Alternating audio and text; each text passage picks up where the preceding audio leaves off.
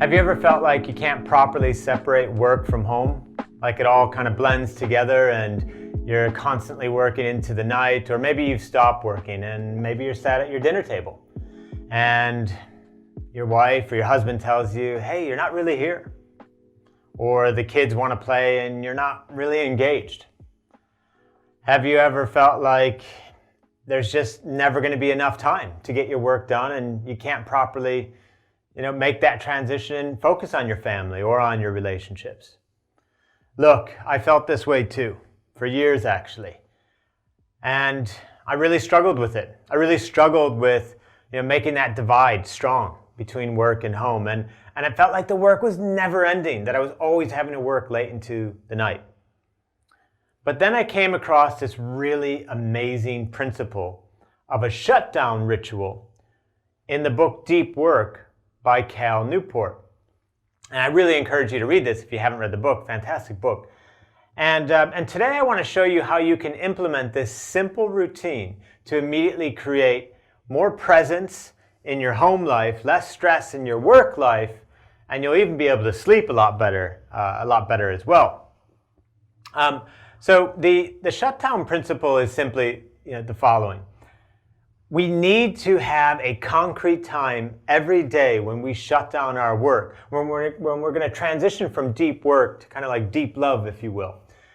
And it needs to be a static appointment that we keep with ourselves. And so what I suggest you do is in your calendar is literally create an appointment that says shutdown. And you schedule that appointment, you name the appointment that shutdown, and you schedule that appointment for 30 minutes before you would like your workday to end.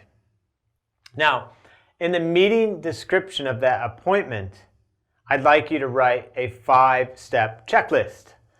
And step 1 is you should do a final look of your email. So go through your email and see if there's anything that you need to urgently respond to, see if there are any important items that you need to respond to. Anything though that's going to require more than a 2-minute response, you should actually just record as a to-do list item for the next day or future days.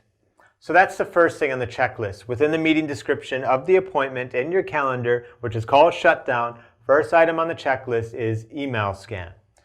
The second item on the checklist is to go ahead and look at the next day's calendar.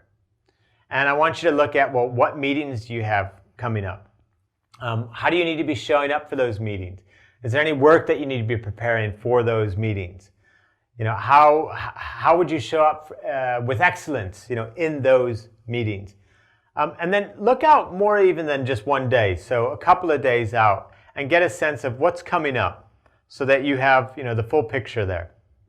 The third item in your checklist is I'd like you to update your to-do list with any actions that came from the day. That might have also been prompted by the first 2 items, right? So doing that email scan and looking in your calendar of what's next. But go ahead and update your to-do list with any meeting notes or any actions that arose during that day.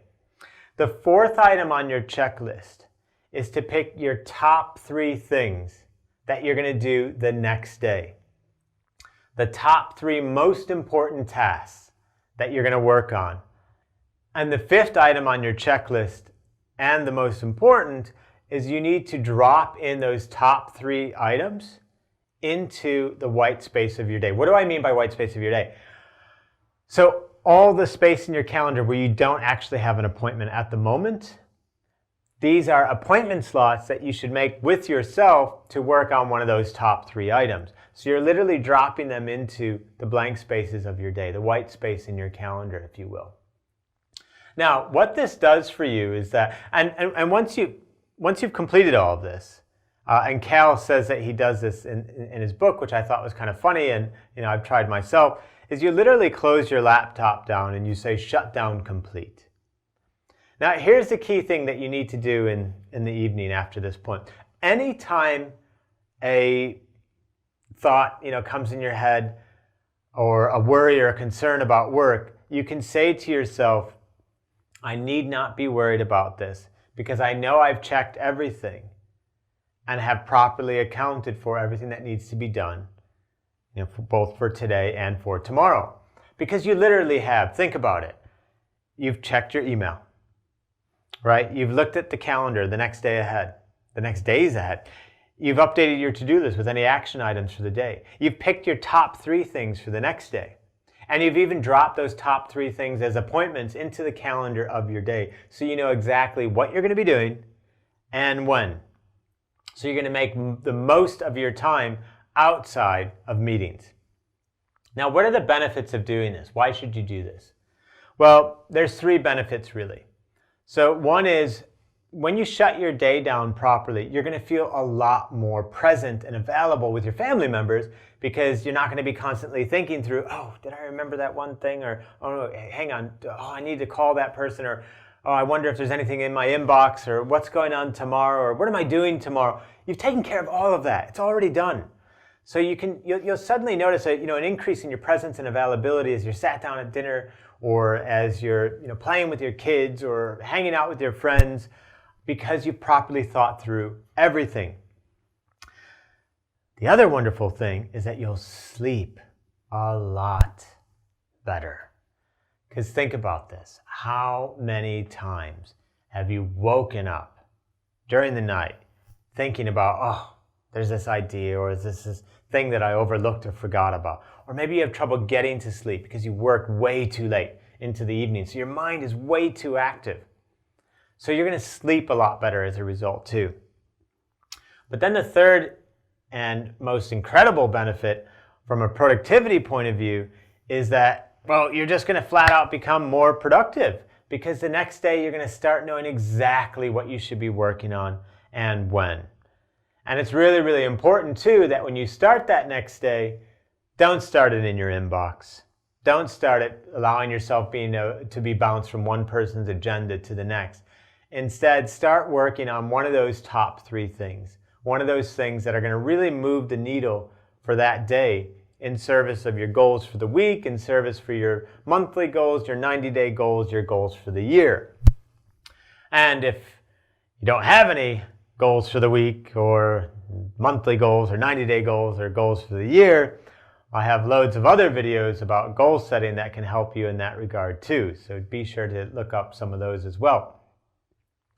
Now, with this shutdown ritual, I want to tell you about a story of a client. So I regularly coach CEOs and entrepreneurs from billion-dollar companies all the way down to companies with only 100,000 in revenue, or some even pre-revenue. They've just done their Series A or initial round of funding. So a pretty wide range of CEOs and entrepreneurs, but they all tend to have the same issue or problem, is that they don't properly shut down their day. Their work and home life becomes blended together. They're not present. They don't feel like they're always on top of things. There is no divide.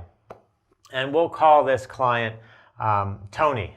That's his name now.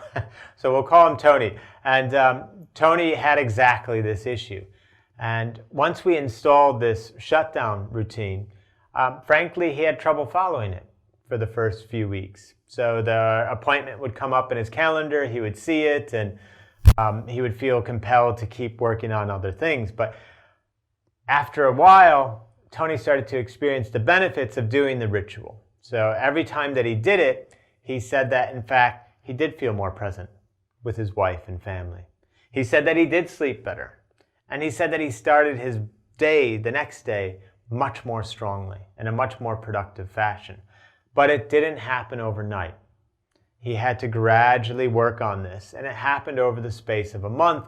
He got very, very good at respecting the shutdown. Because that's all ultimately what we're talking about, is for you to put an appointment in your calendar and then respect that appointment as you would respect an appointment with someone else. When's the last time, for example, you met with somebody and then during that meeting, 13 minutes into it, you just got up and left? Or you showed up 17 minutes late for it? Or suddenly you picked up a phone call and just stopped talking to the person and started talking to another person and never returned to the conversation? It'd be completely ludicrous, right? You would never do that. So the primary challenge that we face with implementing this technique is just to respect the habit and just to respect the appointment and show up for it and do it. But trust me, if you shut down your day with this 5-point checklist, you will become more present, sleep better, and become more productive. And if you like these types of insights and simple practical tools like this, please head over to ericpartaker.com, where I'll help you close that gap between who you are and who you're capable of being, not just in your work life, but also in your health and home life.